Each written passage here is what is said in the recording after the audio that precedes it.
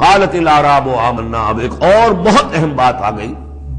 اسلامی معاشرہ اور اسلامی ریاست کی جو شہریت ہے اس کی بنیاد کیا ہے؟ ایمان یا اسلام؟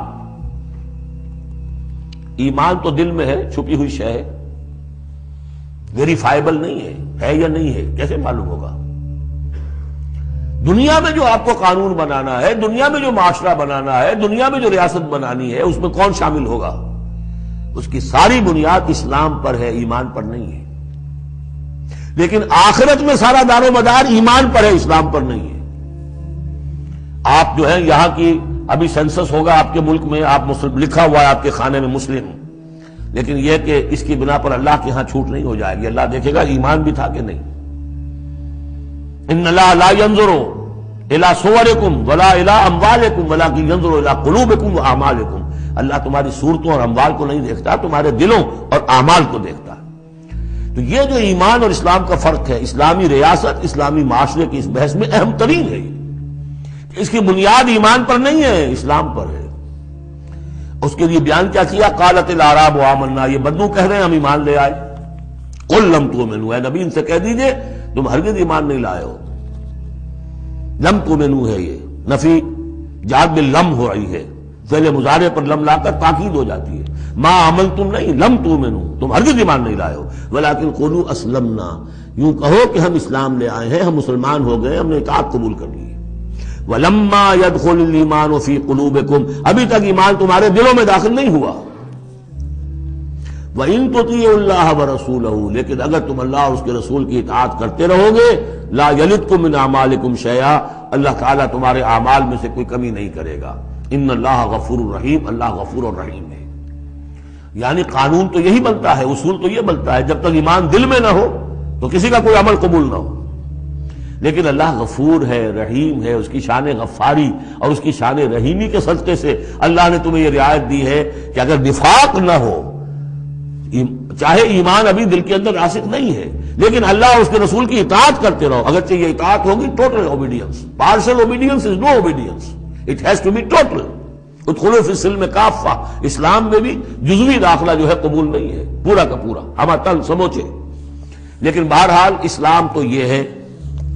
اب اگر تم جاننا چاہو کہ مومن کسے کہتے ہیں تو سن لو، اس کی ڈیفینیشن یہ آ گئی. اب یہ میں نے سورہ انفال کے دوران بھی اس کو وضاحت کیا تھا کہ اس کے دو حصے جو اس ڈیفینیشن کے، سورہ انفال میں دوسری آیت، دوسری تیسری، اور ادھر آخر سے پہلی آیت جو ہے اس میں ان کو دونوں کو علیحدہ کر دیا گیا. یہ ہے گویا کہ comprehensive definition of a Muslim, of a مومن. Who is a مومن؟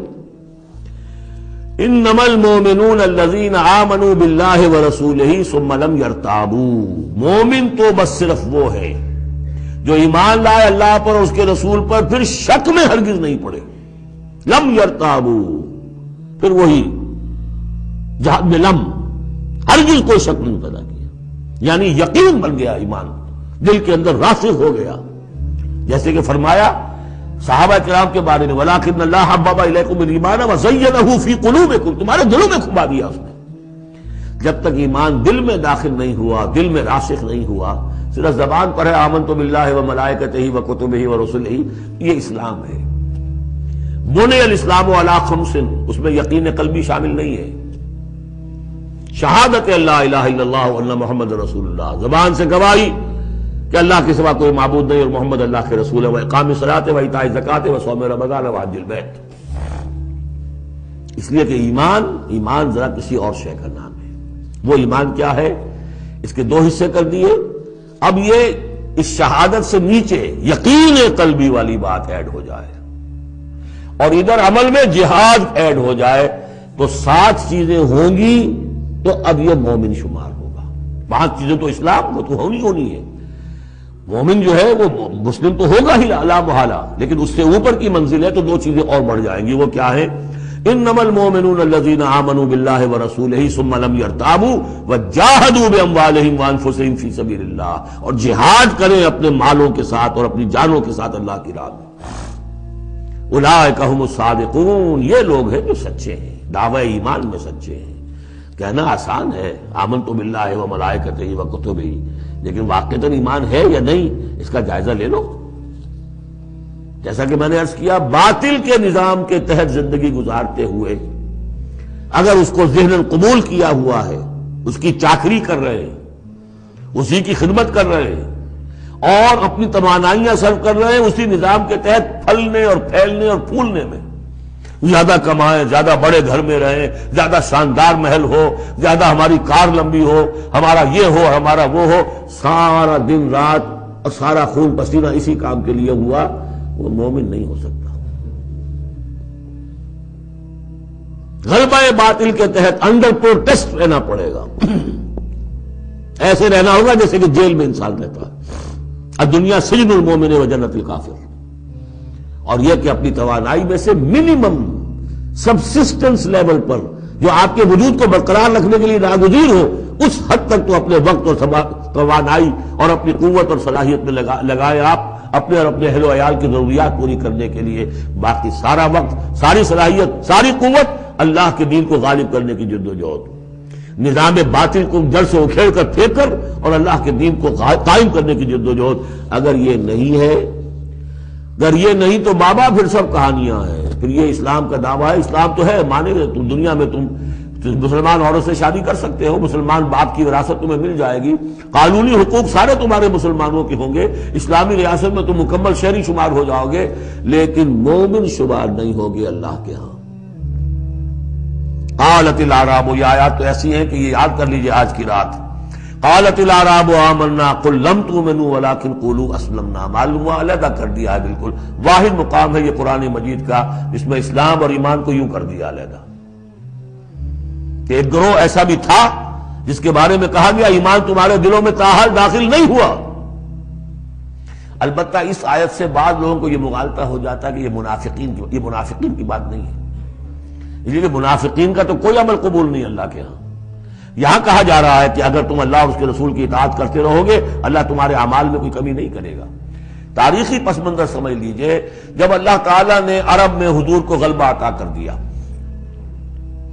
اذا جاء نصر اللہ والفتح ورأیت الناس يدخلون فی دین اللہ افواجا، اب ظاہر بات ہے کہ تمام قبائل کے اندر بیٹھ کر مشورے ہوئے، it's no use continuing resistance, اب تو بہرحال فیصلہ کن فتح محمد کو ہو گئی ہے، اب ہم مقابلہ نہیں کر سکتے، کوئی اور راستہ نہیں، جاؤ اور جا کر وفد بھیجو اور اطاعت قبول کر لو اور اسلام قبول کر لو۔ تو وہ اطاعت بھی تھی اسلامی ریاست کی، ساتھ ہی اسلام قبول کرنا بھی تھا کہ ہم نے مان لیا جی، اس لیے کہ وہاں سے تو الٹیمیٹم آ چکا تھا جو سورہ توبہ میں ہم پڑھ چکے ہیں کہ یہ صرف 4 مہینے کی مہلت ہے، اس کے بعد اگر تم ایمان نہ لائے تو فَإِذَا انْسَلَخَ الْأَشْهُرُ الْحُرُمُ فَاقْتُلُوا الْمُشْرِكِينَ حَيْثُ وَجَدتُّمُوهُمْ، تو اس کے بعد ایمان لانا ان کے لیے لازم تھا اگر رہنا عرب کے اندر۔ لیکن یہ کہ ان میں 3 طرح کے لوگ تھے، ایسے بھی یقیناً تھے جو خلوص دل سے ایمان لائے، ایسے بھی لوگ تھے جو دھوکہ دینے کے لیے ایمان لائے، جان بچانے کے لیے۔ یہ 2 ہو گئی ویلیوز، پازیٹو اور نیگیٹو۔ بیچ میں پازیٹو اور نیگیٹو کے مابین ایک زیرو لیول آتا ہے۔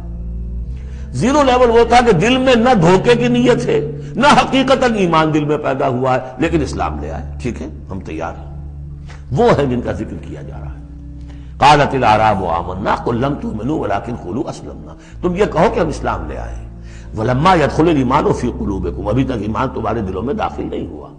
وَإِن تُطِيعُوا اللَّهَ وَرَسُولَهُ لَا يَلِدْكُم مِّنْ أَعْمَالِكُم شَيْئًا، اگر اللہ اور اس کے رسول کی اطاعت کرتے رہو گے اللہ تمہارے عمل میں سے کچھ بھی گھٹائے گا نہیں، کم نہیں کرے گا، بلکہ آگے چل کر یہ بات واضح ہو جائے گی کہ اگر اللہ اور اس کے رسول کی اطاعت کرتے رہو گے تو ایمان بھی تمہارے دلوں میں پیدا ہو جائے گا، اس لیے کہ ایمان سے عمل صالح پیدا ہوتا ہے اور عمل صالح سے بھی ایمان پیدا ہوتا ہے۔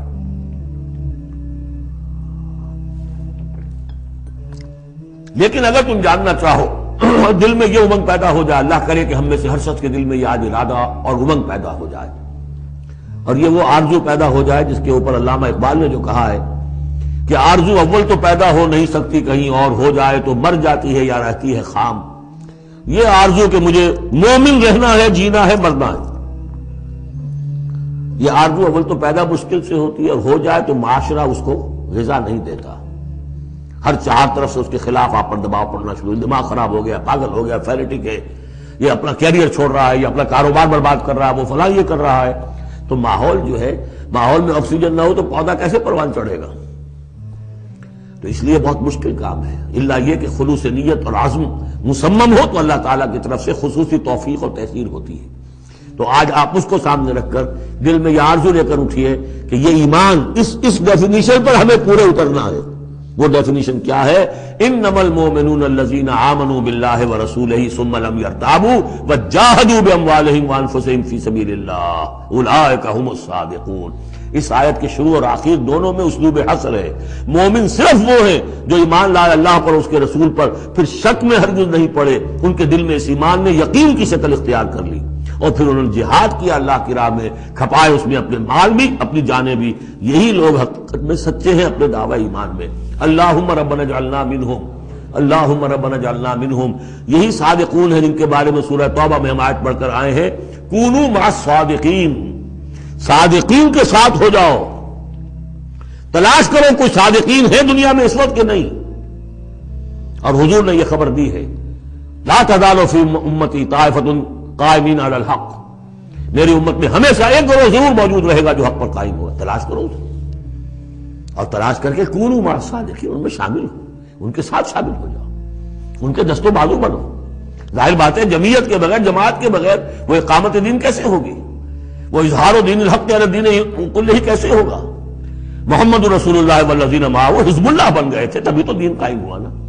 اب وہ ساری کیفیات جو سورہ حجرات میں آئیں